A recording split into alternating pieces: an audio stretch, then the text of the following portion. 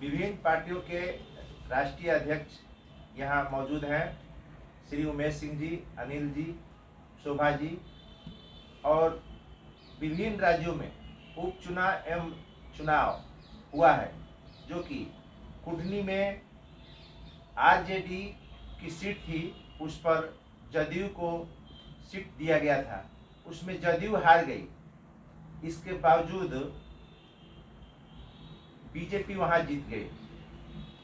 आइए हम जानते हैं कि उस हार से बिहार की राजनीतिक हालात क्या रहेंगे। जी, बिहार में कुढ़नी में एक उपचुनाव हुआ। जैसा कि आपने सही कहा कि उस पर आरजेडी का सिटिंग एमएलए थे, और ये अलायंस में इस सिटिंग एमएलए जो हैं, इनकी जगह में आरजेडी ने ये सीट को जदयू को दिया। 3600 से ज़्यादा वोट से बीजेपी वहाँ से जीत गई। अब इसमें जो नीतीश कुमार जी का जादू जो था, जो सुशासन का जादू बोला जाता था, वो जादू समाप्त हो गया है बिहार में। और ये अलायंस जो बनाया उन्होंने, क्योंकि पार्टी किसी एक की नहीं होती है, पार्टी कार्यकर्ताओं से बनती है, लेकिन नीतीश जी की जिद ने जदयू को अर्श से फर्श पे ला दिया है।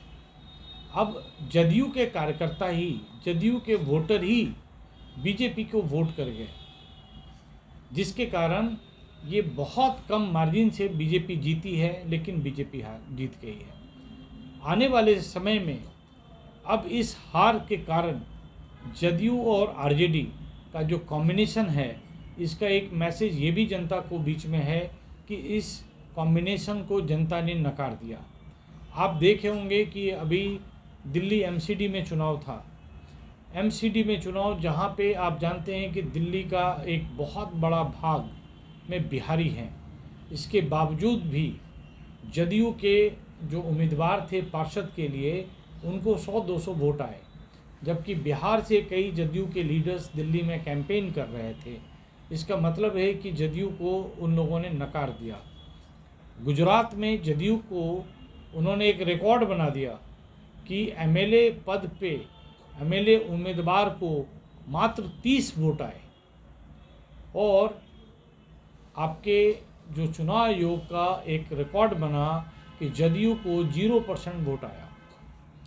मतलब एक तरफ आरजेडी और जदयू ने नीतीश जी को पीएम मटेरियल बना करके हवा फैला रहे हैं पूरे देश में, और दूसरी तरफ एक राज्य में इनको 100-200 वोट आ रहे हैं, दूसरे राज्य में इनको 30 वोट पे सीमित होना पड़ रहा है।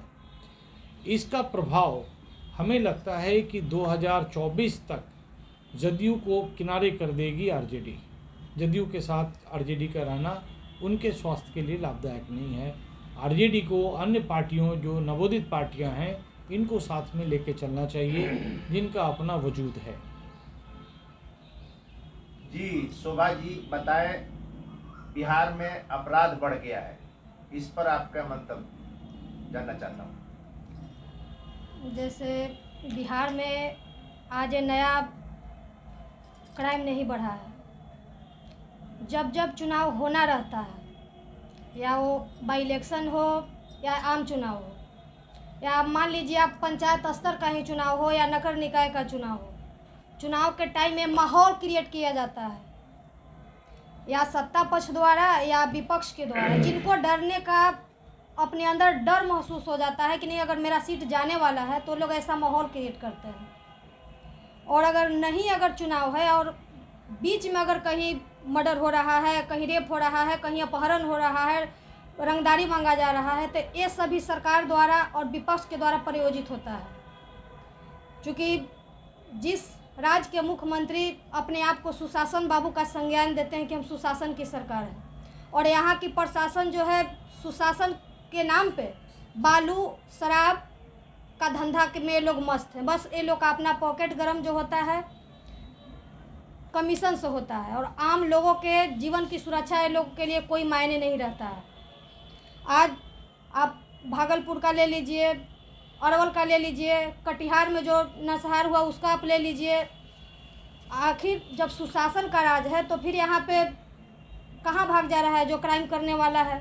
बिहार छोड़ करके कैसे चला जा रहा है यहाँ के प्रशासन के रहते हुए?